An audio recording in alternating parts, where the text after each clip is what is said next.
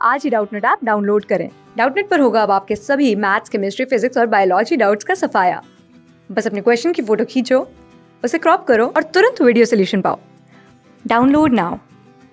Hello guys, तो हमारा question है which of the following is a common antacid. तो हमसे क्वेश्चन पूछा गया है कि इन चारों में से कॉमन एंटासिड कौन सा है। तो बात करें एंटासिड्स की, तो एंटासिड्स क्या होते हैं, जैसे कि हम इनके नाम से ही जान सकते हैं, एंटासिड यानी एंटी एसिड, जो एसिडिटी को कम करे। क्या करे? Reduce acidity.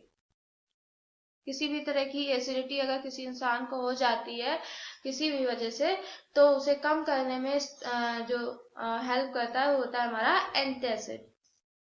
फिर बात करें एंटासिड की, तो एंटासिड हमारा किस तरीके का होना चाहिए। एंटासिड हमारा स्लाइटली बेसिक इन नेचर होना चाहिए, मतलब न बहुत ज्यादा बेसिक नहीं होना चाहिए, और होना बेसिक ही चाहिए। लेकिन तो देखिए ऑप्शन में हमें दिया गया है NaOH, CaOH whole twice, MgOH whole twice, KOH।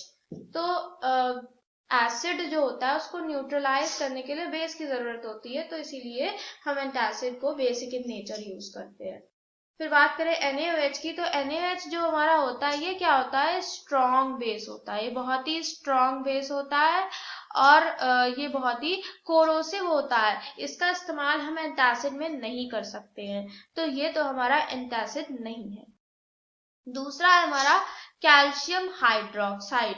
तो कैल्शियम हाइड्रोक्साइड जो ये होता है, हम इसे कहते हैं स्लेक्ड लाइम। क्या कहते हैं? Slaked lime.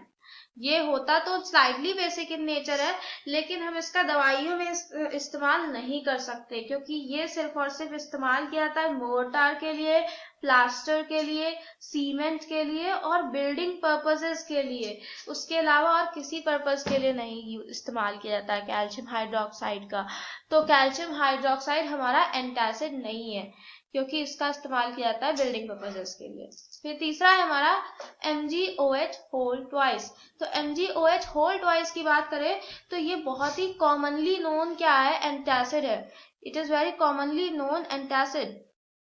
ज्यादातर हम लोग इसी का इस्तेमाल करते हैं, किसी भी तरह का एसिडिटी हो जाती है तो हम MgOH का इस्तेमाल करते हैं, और अगर MgOH ना हो हमारे पास तो हम एल्यूमिनियम हाइड्रोक्साइड या फिर कैल्शियम कार्बोनेट का भी इस्तेमाल कर सकते हैं एज एन एंटासिड।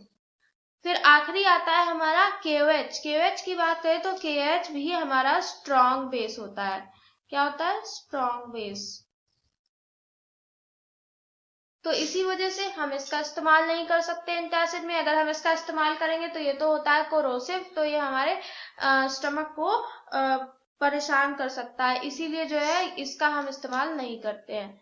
तो अगर हम देखें तो ऑप्शन में हमें क्या दिया था, NaOH स्ट्रॉन्ग बेस होता है, COH स्लेक लाइम होता है जो कि यूज होता है बिल्डिंग पर्पसेस के लिए, फिर MgOH होल ट्वाइस एंटासिड होता है, और KOH स्ट्रॉन्ग बेस होता है। यानी कि हमारा करेक्ट आंसर क्या हो जाता है, ऑप्शन नंबर 3, यानी कि MgOH whole twice is the only common antacids used for acidity. Thank you. Class 6 से 12 से लेके नीट, IIT, JEE मेंस और एडवांस के लेवल तक 10 मिलियन से ज्यादा स्टूडेंट्स का भरोसा।